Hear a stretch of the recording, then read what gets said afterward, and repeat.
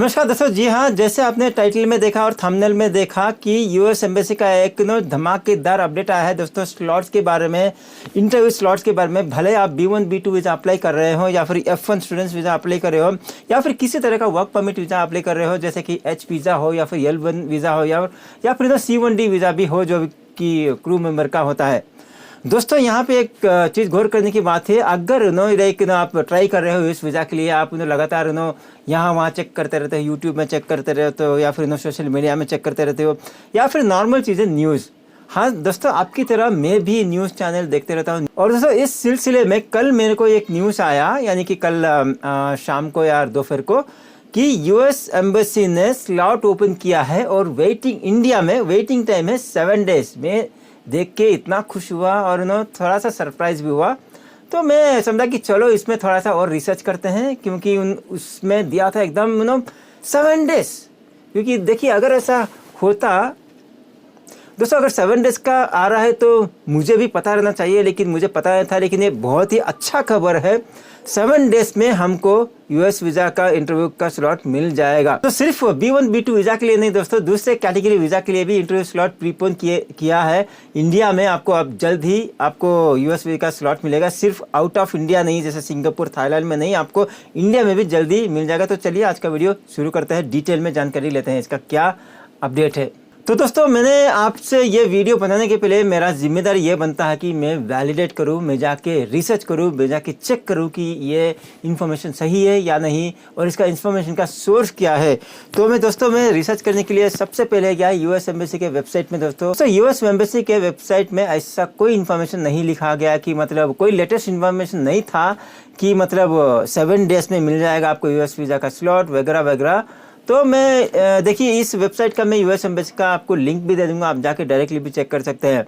ये हो गया। दूसरी बात दोस्तों, USCIS में भी मैं जाके देखा, वहाँ पे भी कोई अपडेट नहीं है। और US ट्रैवल डॉक में भी मैं जाके देखा, वहाँ पे भी ज़्यादा अपडेट नहीं है। लेकिन एक अच्छा सा अपडेट है, मैं आप बताऊँगा वीडियो में आगे बताऊँगा कि क्या रियल अपडेट है। अब ये अपडेट में जो 7 डेज का दे रहे हैं, तो मैंने और छानबीन किया दोस्तों, यानी कि US वीज़ा शेड्यूलिंग जो नया अपना CJ अकाउंट है, पुराना अलग है, नया CJ अकाउंट का लिंक है कि US वीज़ा शेड्यूलिंग, वहाँ पे भी जाके देखा, वहाँ पे कुछ नहीं है। आगे बढ़ने से पहले दोस्तों इस वीडियो में एक छोटा सा चीज़ बताना चाहता हूँ। देखिए new CJ portal US visa scheduling आप गूगल में चेक करने से आसानी से नहीं आता, क्योंकि अभी पुराना नहीं हुआ इंडिया में। तो आपको पूरा का पूरा लिंक टाइप करना पड़ता है कि www.usvisascheduling.com, तभी वो निकलता है। इसका लिंक भी मैं दे दूँगा किसी को चाहिए तो, CJ अकाउंट में। तो दोस्तों मैं सोर्स ऑफ इंफॉर्मेशन को गया तो देखा तो ये एक वेबसाइट है बना है दोस्तों। ये मैं इसमें कोई कमेंट नहीं देने वाला, मैं इसका कोई ओपिनियन नहीं देने वाला। मैं जो देखा न्यूज़ में, मैं जो रिसर्च और इन्वेस्टिगेट किया, मुझे जो पता लगा वही आपसे शेयर कर रहा हूँ। मैं उसका लिंक भी नहीं देने वाला, क्योंकि फ्री में वो उस वेबसाइट का क्या बोलते हैं पब्लिसिटी हो जाएगा और मैं देना भी नहीं चाहता। मैं देखा कि यह एक वेबसाइट है जो similar to US visa scheduling है, वो गलत है, उतना सिमिलर तो नहीं बनाना चाहिए। देखिए मेरा चैनल का नाम है बाला ऑनलाइन, मैं अपना वेबसाइट बनाया balaonlineofficial.com। मैं उतना सिमिलर टू एनी वेबसाइट नहीं बनाता। तो सभी गवर्नमेंट US ऑफिशियल वेबसाइट में देखा, कोई अपडेट नहीं है। तो ये अपडेट था एक नया वेबसाइट में, मैं जाके वो भी बताऊँगा आगे। एक वेबसाइट था similar to US visa scheduling, और मैं क्लिक करके देखा, वहाँ पे लिखा है सब, इतना बड़ा चढ़ा के लिखा है। वेबसाइट इस तरह बनाया है कि एकदम धमाकेदार, एकदम परफेक्ट, एकदम टॉप नॉच वेबसाइट बनाया है। ठीक है, आप देखेंगे तो कोई भी नया बंदा आएगा वो चकरा जाएगा और उसको ब्लाइंडली आप फॉलो करेंगे। एकदम बढ़िया वेबसाइट, एकदम सही है। देखिए मैं अभी उस वेबसाइट में भी मैं फिंगर नहीं कर रहा, जो मेरे को लग रहा है वही बता रहा हूँ। वो जेन्युइन है जेन्युइन नहीं है मेरे को कुछ नहीं पता। तो वहाँ देखा तो उसमें यानी कि देखिए सिमिलर टू ये जो DS-160 हम फिलअप करते हैं ना, जो रियल वेबसाइट है US एम्बेसी का, ऐसा ही कुछ बनाया है जहाँ पे आप पूरा का पूरा इन्फॉर्मेशन दे देते हैं आप अगर चाहे तो वहाँ पे भी लिखा भी है कि अगर आपको US वीज़ा का स्लॉट चाहिए तो आपको 7 दिन के अंदर मिलेगा। देखिए दोस्तों ऐसा तो नहीं हो सकता, क्योंकि मैं रेगुलरली अपडेट चेक कर रहा हूँ। लोग भी मेरे पास आते हैं कि सर मेरे को इतना वेट टाइम मिल रहा है, मेरे को इतना वेट टाइम मिल रहा है, मेरे को 6 महीने के बाद का स्लॉट मिला, मेरे को 3 महीने के बाद का स्लॉट मिला। तो देखा तो वो वेबसाइट थोड़ा सिमिलर है, वो प्राइवेट वेबसाइट है। मैं जाके फिर देखा कि वेबसाइट कब वो लॉन्च हुआ, कब क्रिएट हुआ वगैरह वगैरह। देखा कि वेबसाइट 2 या 3 महीना ही पुराना है और कहाँ का है, इंडिया का ही है। तो मतलब अगर इतना ही है तो वेबसाइट पुराना होना चाहिए, राइट। नया नया वेबसाइट है, आप देखिए। और उस कंपनी का जिसने वेबसाइट बनाया और भी 3-4। अब आप सोच लीजिए, आप डिसाइड कर लीजिए कि क्या अपडेट होगा और क्या जेन्युइन है या नहीं है, कितना उस वेबसाइट पे, सॉरी, हमको कितना उस वेबसाइट के इंफॉर्मेशन पे लीन होना चाहिए या फिर यकीन करना चाहिए। तो ये रहा। तो मैंने डिसाइड कर लिया कि ये मतलब आई कैन नॉट नो, मैं आपको बोल नहीं सकता है कि ये इंफॉर्मेशन ऐसा है। तो ये था दोस्तों, एक्चुअली कोई यूएस एम्बेसी का ऑफिशियल जो भी ब्रेकिंग न्यूज़ नहीं था। ब्रेकिंग न्यूज़ था न्यूज़ में से, न्यूज़ पोर्टल से, किसी वेबसाइट से मेरे को लगा। लेकिन जब मैं छानबीन किया तो मुझे लगता है कि ये अपडेट गलत है, या फिर गलत नहीं बोलूँगा, यूएस एम्बेसी से नहीं है। दोस्तों आगे बढ़ने से पहले आपको ध्यान से आगे बढ़ना पड़ेगा। किसी भी वेबसाइट को अपना इन्फॉर्मेशन मत देना, सेंसिटिव इन्फॉर्मेशन मत देना, ऐसे पैसे मत भरना। तो यही बताने वाला था कि सिमिलर वेबसाइट आपको मिलेंगे, you should be very very careful, ठीक है। जो भी जेन्युइन वेबसाइट है मैं डिस्क्रिप्शन में लिंक दे दूंगा, जैसे यूएस एम्बेसी का हो, DS-160 फिलअप करना है या फिर CG अकाउंट क्रिएट करना हो, मैं दे दूंगा, उसमें डायरेक्टली आप चले जाइए। अब आते हैं एक्चुअल में अपडेट क्या है। मैं स्क्रीनशॉट भी डाल दूंगा जहाँ से मैं लिया था, US ट्रैवल डॉक से लिया था शायद, या फिर USCA से, वो उसका लिंक भी दे दूंगा, यहाँ पे स्क्रीन में डाल दूंगा अभी कि क्या है। अच्छी खबर भी है, बुरी खबर भी है। अच्छी खबर ये है कि इंडिया में सारे के सारे सिटीज़ में जो स्टूडेंट्स वीज़ा है, राइट, जैसे interview required students exchange visit, यानी कि F कैटेगरी जो F1 वीज़ा है US का, जो भी स्टूडेंट्स वीज़ा है, M कैटेगरी, J कैटेगरी है, उनके लिए तकरीबन चेन्नई में 25 डेज़ का वेटिंग टाइम मिल रहा है। देखिए F1 वीज़ा का तो मैं ज़्यादा वीडियो नहीं बनाता, कोई ये F1 वीज़ा का वीडियो देख रहा है मेरे को बताया कि चेन्नई में कितना वेटिंग टाइम है। वहाँ पे तो 25 दिन लिखा है वेबसाइट में, यूएस एम्बेसी के ऑफिशियल वेबसाइट में। और दूसरी बात करूँ तो जो work permit petition based visa है 3 दिन, यानी कि इमीडिएटली मिल रहा है। पिटिशन बेस्ड वीज़ा को तो वर्क परमिट को इमीडिएटली मिल रहा है। और C1D क्रू मेंबर का वीज़ा तो 8 डेज में मिल रहा है। मतलब वो सब ट्रैवल करते रहते, राइट, उनका काम है इसलिए उनको जल्दी दे रहे हैं। लेकिन B1 B2 वीज़ा है जो आपका फेवरेट है, मेरा भी फेवरेट है, वहाँ पे यहाँ पे दे रहे हैं कि 521 डेज। ये तो पता नहीं, अब मैं इसमें कमेंट नहीं करूँगा, क्योंकि जब लोग आए हैं मेरे से बोल रहे हैं कि सर हमको 6 महीने का वेटिंग टाइम मिल रहा है, रफली 6 महीने से लेकर 1 साल तक। अभी 1 साल बढ़ गया, लेकिन 6 महीने का एवरेज वेटिंग टाइम मिल रहा है। लेकिन वेबसाइट में 521 डेज लिखा है, आप उस हिसाब से जाइए, ठीक है। और बाकी का मैं नहीं, यहाँ पे नहीं पढ़ूंगा मैं एक्चुअली। हाँ, इंटरव्यू वेवर B1 B2 का इंटरव्यू वेवर है, वहाँ पे 3 दिन का वेट टाइम है, यानी कि आपको इमीडिएटली मिल जाएगा। एग्जाम्पल, अगर आपके पास कोई भी US वीज़ा है या फिर B1 B2 वीज़ा था, एक्सपायर हो गया और आप नया अप्लाई कर रहे हैं, तो आपको इंटरव्यू अटेंड करने की ज़रूरत नहीं है, वेवर है, आपको सिर्फ डॉक्यूमेंट सबमिट करना है, उसके लिए इमीडिएटली मिल जाएगा आपको, राइट, ठीक है। अब आते हैं न्यू दिल्ली के बारे में बात करते हैं। अभी न्यू दिल्ली में स्टूडेंट्स वीज़ा का 1 हफ्ते का 7 डेज़ का वेटिंग टाइम है। यही मेरे ख्याल से वो इंटरनेट में या फिर किसी थर्ड पार्टी वेबसाइट में डिस्कस कर रहे हैं कि 7 डेज़ ये दिल्ली में है, only for students visa. Students visa को इतना वेटिंग टाइम कम कर दिया, क्योंकि जैसे मैं बोल रहा था सालों से एजुकेशन को फर्स्ट प्रायोरिटी दिया जाता है, इसलिए 7 डेज़ का इंटरव्यू का स्लॉट का वेटिंग पीरियड बनाया है, कम कर दिया है, जो अच्छी बात है। और बात करें कि वर्क परमिट वीज़ा के लिए सेम 3 दिन है दिल्ली में। और B1 B2 वीज़ा का बात करो, यहाँ पे भी सेम केस है कि मतलब 1.5 साल का वेटिंग पीरियड है, 534 डेज। लेकिन जैसे मैंने कहा कि एवरेज 6 महीने से लेकर एक साल होता है। वो लेने के बाद आप प्रीपोन करने की कोशिश करोगे तो वो प्रीपोन हो जाता है मोस्ट ऑफ द केसेस में, राइट। और इंटरव्यू का तो सेम है और वर्क परमिट का तो इमीडिएट है। हैदराबाद की बात करें, जो कि नया बिल्डिंग है, वहाँ पे तो ज़्यादा होना चाहिए, लेकिन वहाँ पे थोड़ा उल्टा केस है, रिवर्स केस है। वहाँ पे स्टूडेंट्स के लिए 41 डेज वेटिंग पीरियड है और वर्क परमिट के लिए 29 डेज और क्रू मेंबर के लिए मतलब 1 दिन में इमीडिएटली मिल जाता है, आई डोंट नो हाउ। और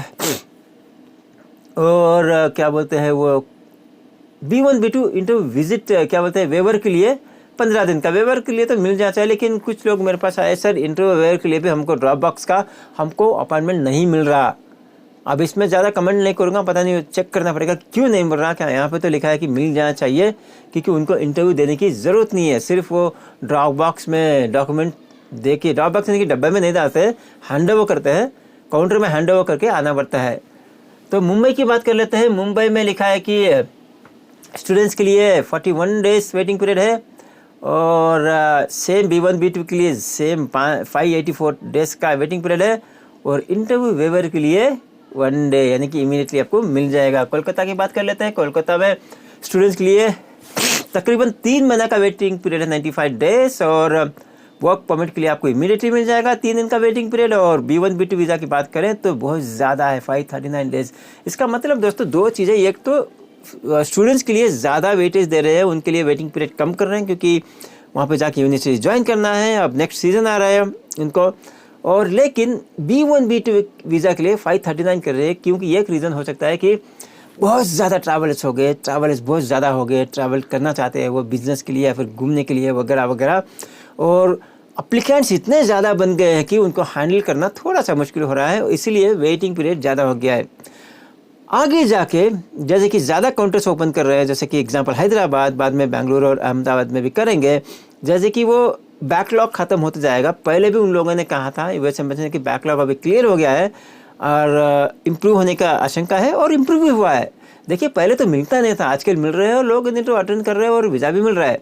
आगे जाके और भी इम्प्रूव हो सकता है। तो ये B1 B2 वीज़ा के लिए भी वेटिंग पीरियड कम होके एक दिन ऐसा आएगा कि 1-2 हफ्ते में आपको शेड्यूल मिल जाएगा, मैक्सिमम 1 मंथ, 2 हफ्ते के अंदर अंदर B1 B2 वीज़ा का स्लॉट मिल जाएगा आगे जाके, ठीक है। और बात कर लेते हैं सिंगापुर के। अब इंडिया के बाहर की बात करते हैं दोस्तों, क्योंकि मेरे पास लोग ये भी आते हैं कि सर हम इंडिया के बाहर है, इस कंट्री में हम यहाँ से अप्लाई कर रहे हैं, हमको तो तुरंत मिल रहा है, वो बोलते हैं। और कुछ लोग इंडिया से है, बोलते हैं कि सर मैं क्या इंडिया के बाहर से अप्लाई कर सकता हूँ। मैं बोलता हूँ यस, इंडिया यूएस एम्बेसी खुद बोलता है कि आप इंडिया के बाहर भी इंटरव्यू दे सकते हो। अब देखिए दोस्तों सिंगापुर की बात कर लेते हैं। सिंगापुर के में स्टूडेंट्स वीज़ा के लिए 4 दिन का वेटिंग पीरियड है, वो तो नॉर्मल है। और वर्क परमिट वीज़ा के लिए 7 डेज़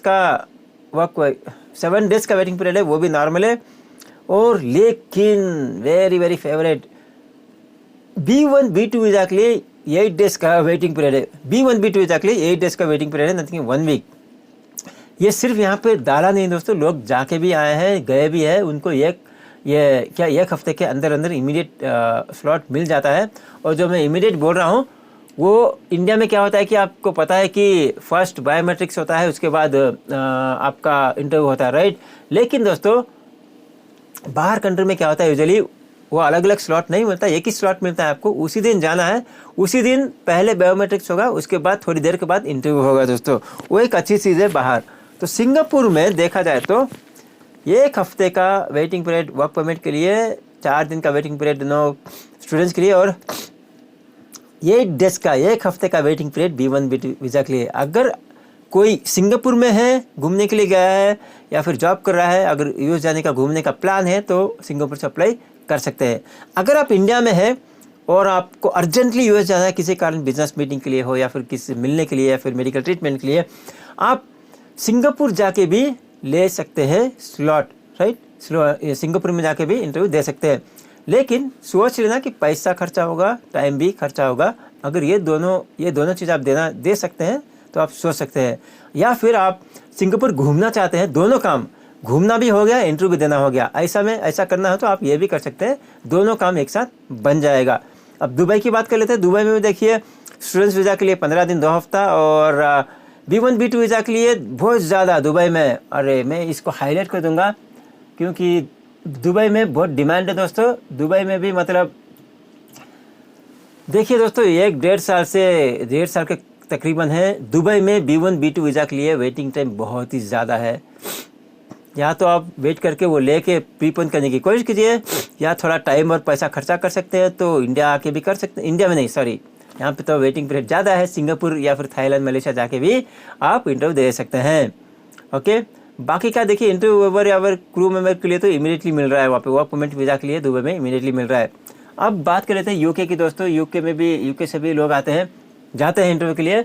देखिए लंदन में जो हर जगह बहुत सारे कंसुलेट्स हैं, मैं लंदन की बात करूँगा, वहाँ पे स्टूडेंट्स के लिए 2 वीक्स का वेटिंग पीरियड है, 2 हफ्ते का। और B1 B2 वीज़ा के लिए 110 डेज का वेटिंग पीरियड है, 3 महीने का दोस्तों। पहले भी लोगों ने ट्राई किया है, पहले तो 2-3 महीने का किया था, लोगों को इमीडिएटली नहीं मिलता, 2-3 महीने का बाद का मिलता है, कभी कभी 4 महीने के बाद का मिलता है। और उसके बाद लंदन में की बात कर रहा हूँ मैं, जो भी शेड्यूल मिला लेके आप प्रीपोन करने की कोशिश करते हो तो 1 महीने के अंदर अंदर आपको स्लॉट मिल जाता है। तो अगर आप लंदन से अप्लाई कर रहे हैं तो वेल एंड गुड, आप ट्राई कीजिए, आपको अर्ली स्लॉट मिल जाएगा, कोई दिक्कत की बात नहीं। जो इंडिया में है, मैं ये नहीं बोलूँगा कि आप लंदन जाइए, पहले यूके जाइए, उसके बाद में वहाँ से यूएस वीज़ा अप्लाई कीजिए, वो नहीं बोलूँगा, क्योंकि यूके का वीज़ा मिलना भी इतना आसान नहीं है, बहुत ही मुश्किल है। इक्वलेंट टू यूएस वीज़ा, सिर्फ इंटरव्यू नहीं होता, और इतना पैसा और टाइम खर्चा करके वहाँ पे यूएस वीज़ा अटेंड करने का कोई लॉजिक नहीं बनता। जो वहाँ पे जॉब कर रहे हैं, स्टडी कर रहे हैं, जो वहाँ पे रह रहे हैं, अगर वो अप्लाई करना चाहते हैं वहाँ से यूएस वीज़ा अप्लाई कर सकता है। अब मैं कनाडा की बात कर लूँगा, टोरंटो। देखिए दोस्तों, सबसे पहले अगर आप टोरंटो से या फिर कनाडा से यूएस वीज़ा अप्लाई कर रहे हैं, मतलब आपको ऑलरेडी कनाडा का वीज़ा मिल गया है या फिर कनाडियन सिटीजन हो, दोनों केसेस में आपको 2 चीज़ बोलूँगा, एक तो इंटरव्यू स्लॉट, दूसरी बात वीज़ा। अगर इंटरव्यू स्लॉट मिल गया, इंटरव्यू क्रैक करने के लिए इतना मुश्किल है, क्योंकि वो दोनों के दोनों कंट्री, कनाडा यूएस, एक ही रीजन के अंदर आता है, नॉर्थ अमेरिका। यानी कि अगर यूएस वीज़ा आपके पास है तो कनाडा मिलना आसान हो जाता है। मैं ये नहीं बोलूँगा कि मिल ही जाएगा, गारंटी, मिलना बहुत आसान हो जाता है। अगर आपके पास कनाडा वीज़ा है तो यूएस का वीज़ा मिलना आसान हो जाता है, क्योंकि सिमिलर, उनका पॉलिसी सिमिलर होता है। तो अभी आते हैं वीज़ा स्लॉट के बारे में। देखिए, स्टूडेंट वीज़ा के लिए 1 महीने के अंदर अंदर मिल जाएगा कनाडा में आपको स्लॉट। और B1 B2 वीज़ा की बात करते हैं तो आपको, यार ये तो बहुत ज़्यादा हो गया, 781 डेज वेटिंग टाइम, यानी कि ये तो 2 साल के करीब करीब। मैं इसमें ये हाईलाइट कर दूंगा, मैं इसमें कुछ डिस्कस ज़्यादा करना नहीं चाहता, क्योंकि ज़्यादा लोग मेरे पास नहीं आए कि कनाडा से कर रहे हैं, बहुत ही कम लोग आते हैं, तो ज़्यादा इनपुट नहीं है मेरे पास। हो सकता है कि इससे कम में भी मिले, 1 साल का वेटिंग पीरियड मिले कनाडा से अगर आप अप्लाई करना चाहते हैं, या फिर 2 साल का मिले, या फिर 2-3 महीने का भी मिल सकता है। आई डोंट नो, अगर ज़्यादा इनपुट मिलता है कनाडा का इंटरव्यू स्लॉट का वेटिंग पीरियड, मैं आपसे शेयर करूँगा। ओके, अब बात करते हैं हांगकांग दोस्तों। जैसे आपको पता है कि मैं हांगकांग भी गया था, वीडियो भी डाला हूँ मैं। देखिए, और देखिए, अगर कोई हांगकांग घूमने जा सकता है तो जा सकता है, इतना दूर भी नहीं है, 4-4.5 घंटे का रास्ता है, 4 घंटे का रास्ता है, मैक्सिमम 4.5 आवर्स फ्रॉम इंडिया, और टिकट भी उतना खर्चा नहीं है, और वहाँ पे रह सकते हैं, मतलब 2-4 दिन, यानी कि उतना खर्चा भी नहीं है, राइट। स्टूडेंट्स वीज़ा के लिए हांगकांग से 3 दिन का वेटिंग पीरियड, यानी कि इमीडिएटली मिल जाएगा, और वर्क परमिट भी इमीडिएटली मिल जाएगा। और अगर आपका इंटरव्यू वेवर है, यानी कि आप ऑलरेडी वीज़ा था, रिन्यू कर रहे हैं, या फिर आप बच्चे हैं या बूढ़े हैं, सीनियर सिटीजन है, आपको इमीडिएटली मिल जाएगा आपको स्लॉट। अब बात करते हैं B1 B2 वीज़ा के लिए। देखिए दोस्तों, यहाँ पे B1 B2 वीज़ा के लिए 76 डेज का वेटिंग पीरियड दिया है हांगकांग में, यानी कि 2 महीना 2.5 महीना के करीब। यानी कि मैं कहूँगा कि ये लॉजिकल है, अच्छा है, क्योंकि आपको 76 या 2-3 महीना का भी मिल गया वीज़ा, जो इंटरव्यू स्लॉट पहले, उसके बाद आप रीशेड्यूल करने की कोशिश करेंगे तो 2-3 हफ्ते के अंदर अंदर आपको इमीडिएट स्लॉट मिल जाएगा। ओवरऑल मैं बोलूँ तो हांगकांग से आप अप्लाई करना चाहते हैं तो 1 महीने के अंदर अंदर आपको स्लॉट मिल जाएगा। ये बहुत अच्छा आइडिया है। अब कौन कर सकते हैं हांगकांग से? देखिए, मैं हर किसी को हांगकांग जाके यूएस वीज़ा अप्लाई करने की कोशिश के लिए नहीं बोलूँगा। जो हांगकांग में ऑलरेडी रहे हैं, जैसे कि पढ़ाई के लिए या फिर जॉब कर रहे हैं या फिर घूमने के लिए गए हैं, आप लोग हांगकांग से अप्लाई कर सकते हैं। या फिर आपका कुछ भी काम नहीं है हांगकांग में, लेकिन यूएस जाने के लिए बहुत अर्जेंट रिक्वायरमेंट है, तो आप हांगकांग घूमने का प्लान कर सकते हैं, उसके साथ यूएस वीज़ा अप्लाई भी कर सकते हैं। या फिर इतना ही अर्जेंट है तो सिर्फ हांगकांग में यूएस वीज़ा अप्लाई करने के लिए जाके आ सकते हैं, कोई दिक्कत नहीं। और लेकिन यहाँ पे थोड़ा पैसा खर्चा होगा और थोड़ा टाइम भी खर्चा होगा, जैसे कि 2-3 दिन तो मिनिमम लगेगा आपके लिए। और जैसे कि यहाँ पे भी पहले क्या बोलते हैं, बायोमेट्रिक, उसके बाद इंटरव्यू नहीं होगा, दोनों के दोनों सेम डे होते हैं, तो 2-3 दिन काफ़ी है। 1 दिन इंटरव्यू के लिए और 1-2 दिन घूमने के लिए आपके लिए 3 दिन रहेंगे आप। 3 दिन रहने के लिए मुझे नहीं लगता है कि आप टिकट भी मिला के 40 या 50 हज़ार के करीब उतना ही खर्चा करेंगे, ज़्यादा शॉपिंग नहीं करेंगे। तो अगर आपके पास 2-3 दिन टाइम है और 40 से 50 हज़ार रुपया खर्चा कर सकते हैं इंडिया से, और जेन्युइनली आपका रिक्वायरमेंट है, तो आप सोच सकते हैं जाने की हांगकांग से इंटरव्यू देने के लिए। अदरवाइज मैं हर किसी को नहीं बोलूँगा कि हांगकांग जाके दो, राइट, क्योंकि यहाँ पे मिलना आसान है, लेकिन पैसा भी खर्चा होता है और टाइम भी खर्चा होता है। तो चलिए दोस्तों, मैं बता दिया कि ब्रेकिंग न्यूज़ यूएस एम्बेसी का जो 7 डेज में इंटरव्यू स्लॉट मिल जाता है, क्या सच है, उसका रियलिटी क्या है, और असल में इन रियलिटी यूएस एम्बेसी का ऑफिशियल वेबसाइट में क्या लिखा है वो मैं आपको बता दिया। तो बी वेरी वेरी केयरफुल। कोई भी वेबसाइट को जाओगे, किसी भी वीडियो में जाके अंधाधुंध यकीन मत कर लेना, इन्वेस्टिगेट कीजिए, चेक कीजिए। चाहे तो मेरा वीडियो भी आप रेफर कर सकते हैं, उसके बाद आगे बढ़ने की कोशिश करना। तो फाइन, अगर आपको इंटरव्यू स्लॉट नहीं मिला, ट्राई कीजिए, जो भी मैं रास्ता बताया मिल जाएगा। कीप ऑन ट्राइंग, कोई भी शॉर्टकट अपनाना मत। मैं बहुत सारे वीडियो डाल चुका हूँ कि मतलब सीजे स्कैम के बारे में, आपका किसी को अपना डिटेल मत देना, कोई शॉर्टकट नहीं है। आप पैसा गवाओगे और अपना एक्सेस भी गवा दोगे, आपका अकाउंट भी हैक कर लेंगे वो। तो सीधे प्रोसेस में जाना, जेन्युइनली अप्लाई कीजिए, जेन्युइनली रीसेल करने की कोशिश कीजिए, थोड़ा सा पेशेंस रखिए, मिल जाएगा। और अगर आपके पास ऑलरेडी इंटरव्यू स्लॉट है और इंटरव्यू आने की नज़दीक में आ रहा है, तो अच्छी तरह से प्रिपेयर कीजिए, अच्छी तरह अपना केस एनालाइज कीजिए, क्या क्या करना चाहिए, क्या क्वेश्चन आ सकता है, क्या क्वेश्चन नहीं आएगा, कैसे उस क्वेश्चन को रिप्लाई करना चाहिए, कितना रिप्लाई करना चाहिए, और क्या क्या डॉक्यूमेंट्स रेडी करना चाहिए, क्या क्या डॉक्यूमेंट लेके जाना चाहिए बायोमेट्रिक्स के लिए, और क्या क्या डॉक्यूमेंट्स इंटरव्यू के लिए लेके जाना है। तो अपने केस के हिसाब से एनालाइज कीजिए, तो वो सब रेडी करके आराम से जाइए। इंटरव्यू के लिए भी तैयारी कीजिए, ऐसे ही डायरेक्टली चले मत जाना। हालांकि पता है कि आप उन्हें कैपेबल हो, आपके पास पूरा इन्फॉर्मेशन है, आपको पता है कि क्या होता है इंटरव्यू में, लेकिन थोड़ी सी तैयारी करके जाना, क्योंकि इतनी बड़ी मुश्किल से आपको इंटरव्यू स्लॉट मिला है, उसको वेस्ट मत करना। हमारे चैनल में भी मिल जाएगा कि B1 B2 वीज़ा का इंटरव्यू क्वेश्चन आंसर क्या क्या आता है, क्या आंसर देना है, कैसे आंसर देना है, और डॉक्यूमेंट चेकलिस्ट भी का भी मैं वीडियो डाला हूँ कि क्या क्या डॉक्यूमेंट्स कैरी करके जाना है और कैसे डॉक्यूमेंट्स को अरेंज करना है। तो दोस्तों, आशा करता हूँ कि आज का ये वीडियो अच्छा लगा होगा, इन्फॉर्मेटिव लगा होगा। तो और कोई इस वीडियो को ढूंढ रहा है या फिर ऐसा इन्फॉर्मेशन को सर्च कर रहा है, उनसे शेयर कीजिए। और अगर ये वीडियो अच्छा लगे तो लाइक कीजिए, और इस चैनल पे आप पहली बार आए हैं तो सब्सक्राइब कर सकते हैं, क्योंकि ऐसे ही वीडियोस हम टाइम टू टाइम अपलोड करते रहते हैं। चलिए, मैं मिलता हूँ आपसे अगली वीडियो में, तब तक टेक केयर, बाय बाय।